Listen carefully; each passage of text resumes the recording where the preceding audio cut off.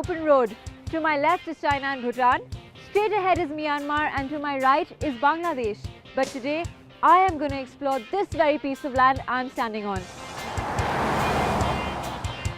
It's connected to India through a narrow corridor and is home to 7 fascinating states. Quite frankly, with its lush green surroundings, it can give Kerala a run for its money. Welcome to Follow the Star. Today, I am going to explore Northeast India.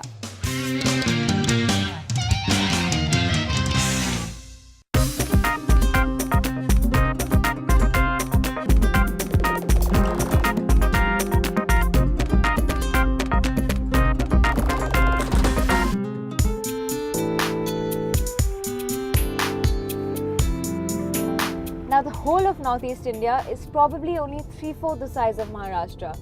But each state here has a varied terrain and different cultures. And today, I'm taking on a road journey across 2 of the 7 sister states, Assam and Meghalaya. My journey begins in Guwahati, the largest city of Assam. From there, I take the road south towards Khanapura and cross over to the neighbouring state of Meghalaya.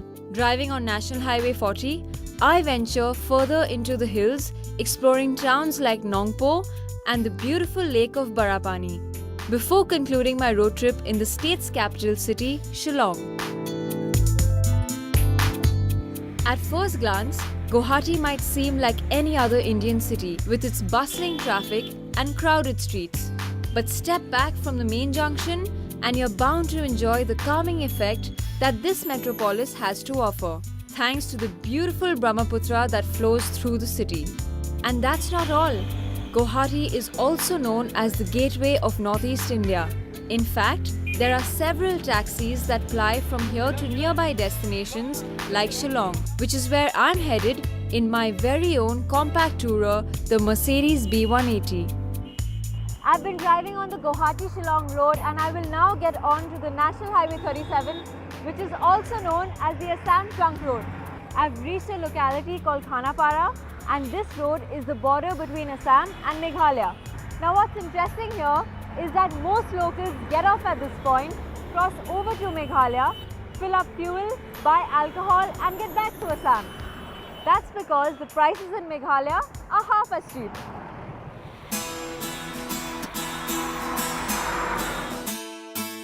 It was quite interesting to see how both states were marked out by a mere road divider.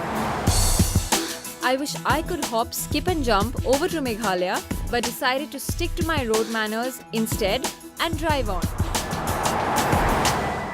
A few kilometers later, I left Assam behind and entered Meghalaya.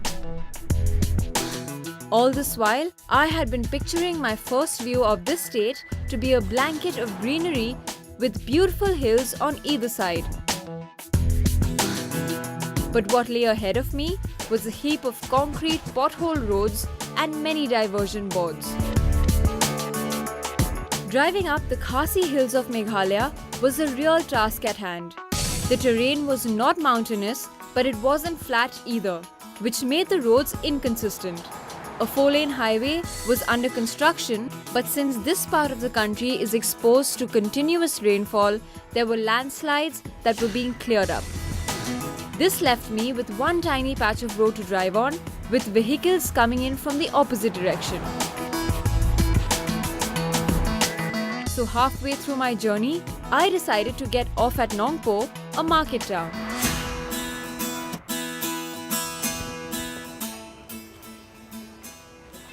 कितने का है? 50. The Nongpo market had its own set of unique delicacies, which for me was a good break from the road. But it was time to get back as there was a lot more to discover and new experiences to be had. Now the best way to explore a new place is to meet a local and really delve into the culture of that place. And I think I'm in luck today because the local I will be meeting is the very talented Papon. He suggested that we meet at the very famous artificial lake called Barapani, and I can't wait to get there. Just as the roads began to clear out and the view got better, it started to rain, and before I knew it, I was back to the grind. Slow and steady, I made my way up to Barapani.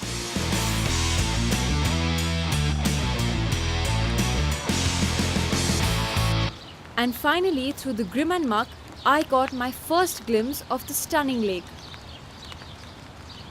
Locally known as the Umiam Lake, this reservoir was created by damming the Umiam River. In fact, it was the first hydel project in the whole of Northeast India. I then headed further up to Rekinjai, a resort where I was meeting the hugely talented Papon. With your background in traditional Assamese music and your parents being musicians, how did you branch off into like mainstream and fusion, and you worked with so many different genres and artists? How come you didn't stick to the traditional Assamese music? See, in childhood, I was actually, they call it talim, all the information was given, all the training by my parents. Because my dad was the legend of folk here, and my mom is an Indian classical vocalist. So all that happened, but I traveled to Delhi because I kind of took music for granted in my childhood, I think. At home, ghar ki murgi or whatever, dal bhat. Yeah. So ghar mein there was music, so I was like, okay, cool. So I like music, but I'm not very serious about if I'm going to doing that so seriously as a profession. So I went to Delhi. I wanted to become an architect. So You wanted to become an architect? Yeah, that's Okay, you never went to Delhi with anything related to your music? No, I went to Delhi for an architecture thing. Okay. So I went, and somewhere it just didn't happen, or I also chose, like just when I was doing my interviews and everything, that's when maybe I realized, because I was jamming around with people there. So Delhi helped, because Delhi was a very nice spot where, and even in the mountains, I used to travel a lot, McLeodganj and everywhere, so I used to meet the whole world. There was not so much internet then.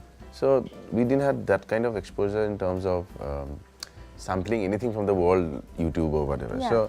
So Delhi, McLeodganj, traveling made me, meet lots of people from the world, musicians and artists, which kind of opened my thing about sound and more styles in music. I thought, okay, then I should definitely put something together, find a different direction, take the route along. My roots are with me always, because that has to. But also come to today's, when I was there, also electronica was starting to happen. So I was like, what is going to be the contemporary today way of enjoying an ancient folk, which I totally love doing. From my conversation with Papon, I could tell that he was a real traveler and would make for great company on a road trip. So that's exactly what we did. Got into the car and made our way to Shillong, a city that Papon couldn't stop talking about. So Papon, tell me, do you drive to Shillong often? Now that I live in Bombay, I don't get to, but I generally love driving. I have done a lot of driving to Shillong. These are now nicer, wider roads. It used to be really narrow and winding and stuff before. But that means you have a favorite highway, I'm guessing, if you like driving? Any highway, any road in the hills or the mountains is lovely. And now that we are going to Shillong, I'm going to be there for a day. What would you suggest I must do? Like I should definitely do before I leave the place? Less time, couple of things. Food, mostly pork. So something about pork and Shillong and Meghalaya. Where are you taking me now though? There's a nice place called the Tripura Castle, which has a palace, kind of a house, which has some 90 odd rooms. I don't know, I'm not very sure. Wow, beautiful lovely. Place, and very serene, and it's nice, and you can see it. It's nice. As we drove further, the countryside began to gradually disappear as tiny shops and restaurants lined up on either side of the highway. The roads got steeper with every kilometer, and the foggy streets of Shillong rolled out in front of us. The chill in the wind and the thought of exploring the scenic hill station with Papon felt too good to be true. This was turning out to be a great journey. Coming up on Follow the Star, I reach my destination Shillong with the star I am following on this journey, Papon, who shows me around the Tripura Castle and even sings me a tune. रात बाकी है